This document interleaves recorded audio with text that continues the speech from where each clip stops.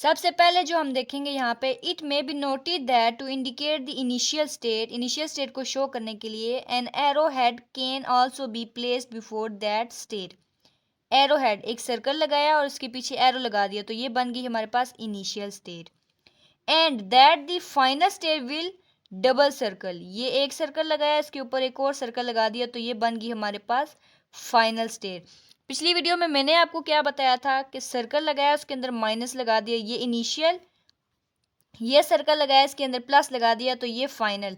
तो ये भी ठीक है, आगे हम इसी तरह यूज़ करेंगे, लेकिन इस तरीके से भी हम इसको शो कर सकते हैं या इस तरीके को भी यूज़ कर सकते हैं। आगे है, it is also be noted that while expressing an F A को शो करते हुए बाय इट्स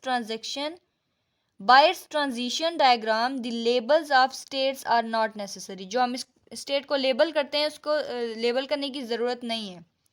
एग्जाम्पल है, sigma is equal to A B states X comma Y where X is both initial and final. ये जो x है हमारे पास, ये initial state भी है और ये फाइनल स्टेट भी है। ट्रांजिशन कैसे होगी? ट्रांजिशन मतलब ये एरो जैसे चलता होता है, ये कैसे होगा? At state X reading A और B go to state Y. X पे खड़े होके ए या बी को हम पढ़ेंगे या लेकर जाएंगे तो हम स्टेट वाई पे पहुंच जाएं।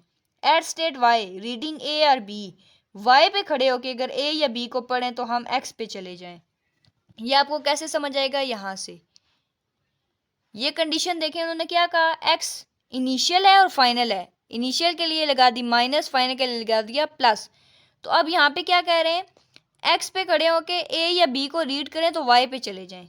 ये एक्स पे खड़े हो गए, ये एरो लगाया, ए और बी, इन दोनों में से एक चीज चल सकती है, या ए या बी, तो इन दोनों में से कोई एक भी चीज लगाएं तो हम वाई पे चले गए। अब सेकंड में यहाँ पे क्या कह रहे हैं, अगर वाई पे खड़े हों, वाई पे लेकर ए या बी को जाएं तो हम एक्स पे चले जाएंगे। ये दोनों जो लाइंस हैं ये यहाँ पे फुलफिल हो रही हैं। अब इस डायग्राम को देखते हैं, टेबल को देखते हैं, जो मैंने आपको पिछले लेक्चर में नहीं करवाया था।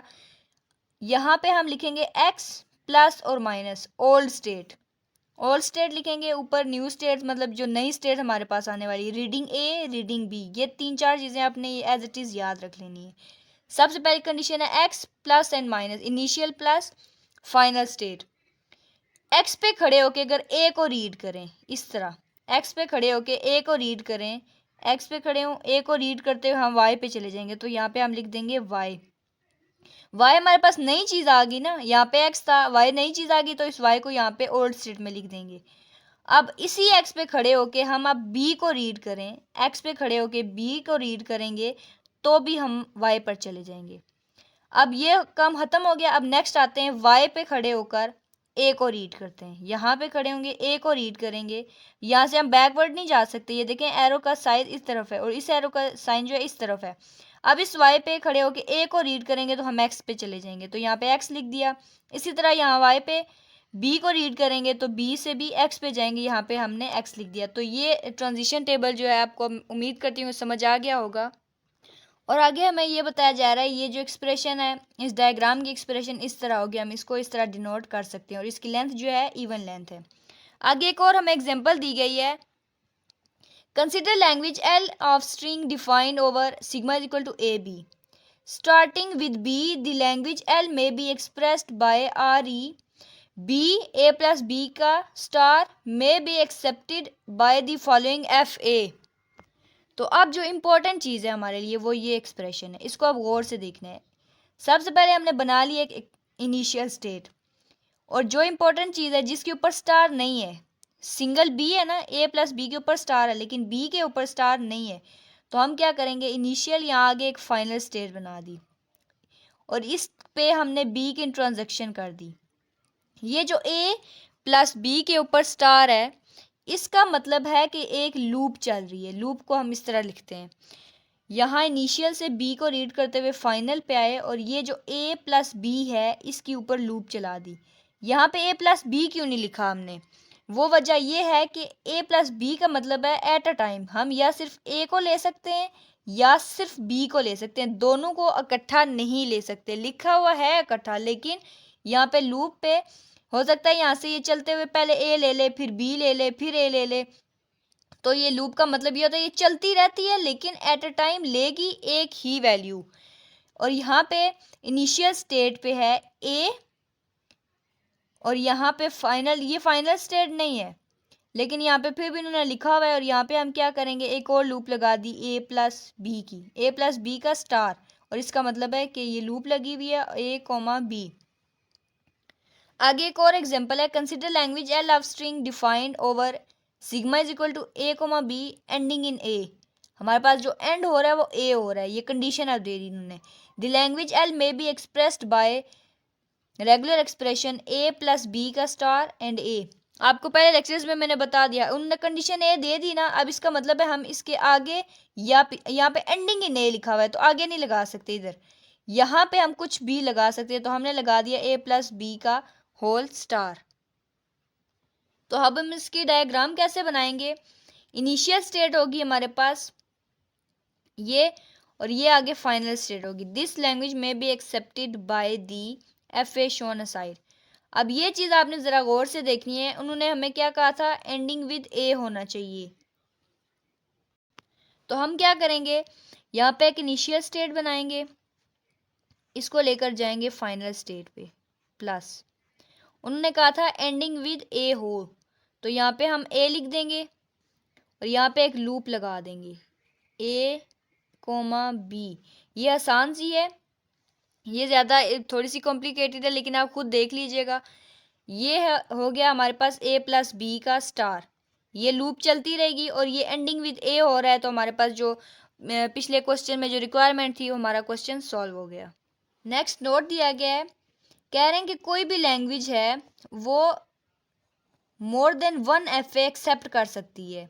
कोई भी लैंग्वेज हो वो एफ ए को एक्सेप्ट कर सकती है, लेकिन जो एफ ए होता है there is a unique language accepted by that F A.